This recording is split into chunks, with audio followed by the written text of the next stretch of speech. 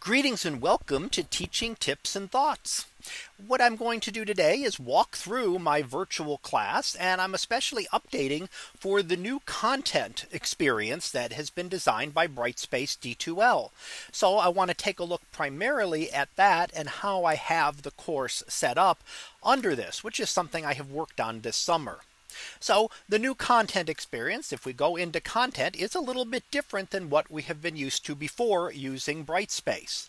So we can see a slightly different set here. Now my course is set up the same. I have one lesson, and for a full semester there's one lesson per week that would be done.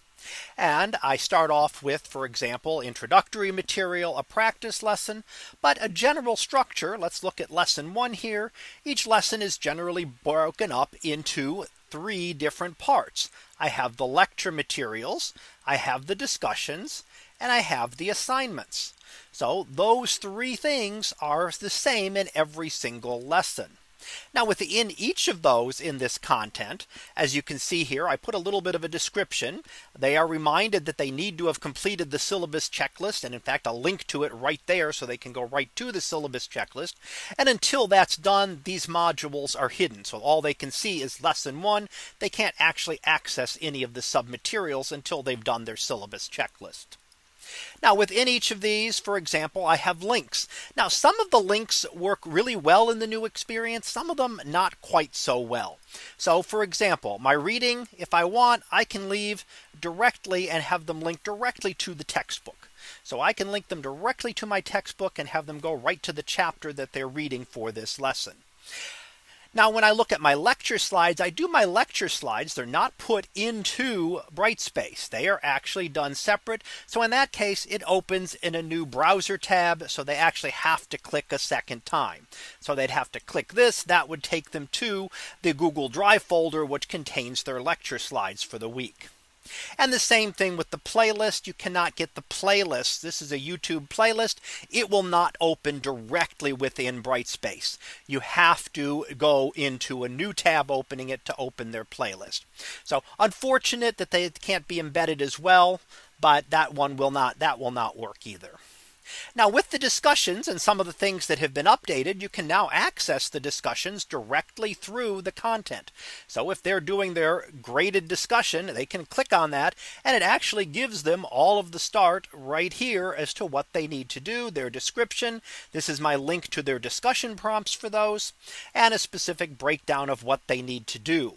So they can have all that right there. And if I were under a student here, it would give them the option actually to start the assignment there. So there's those there. There's also various different class announcements ones and class questions for the students if they want to post any questions. And then under assignments, I have any assignments for the week. I give them a 48-hour extension on one assignment each semester that they can use. So that shows up in each lesson, and it's actually linked so that it disappears once they use it.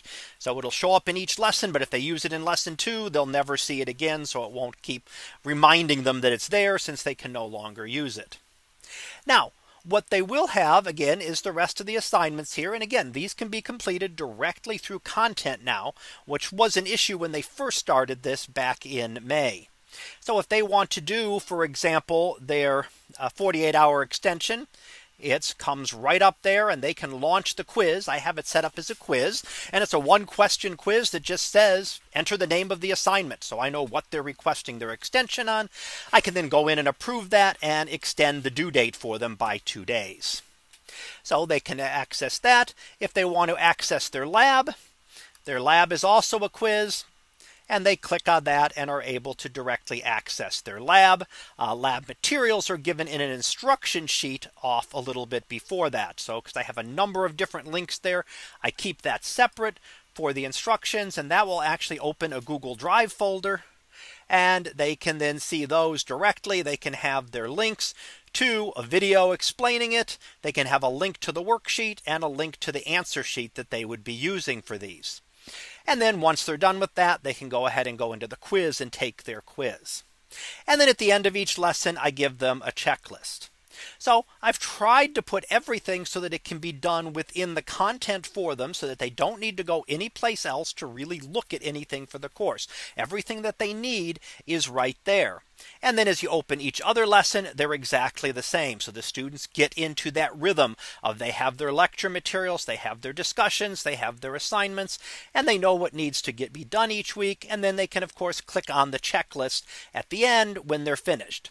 Now, checklists also are not at this time, at least, directly available within content. So if a student clicks on a checklist, they then have to click on open the checklist, and it will open it in a new window for the student to be able to see.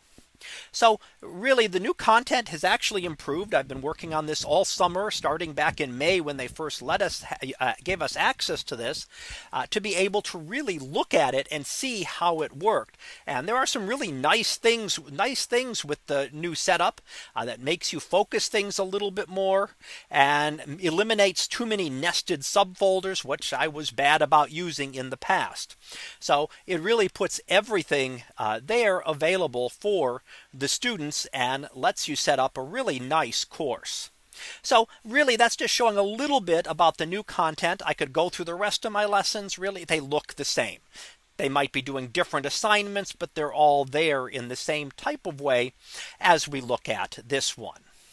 So that concludes this discussion on my updated course description video for the fall of 2024 with the updated content experience in Brightspace. So I'll be back again next time for another teaching tip and thought. So until then, have a great day, everybody.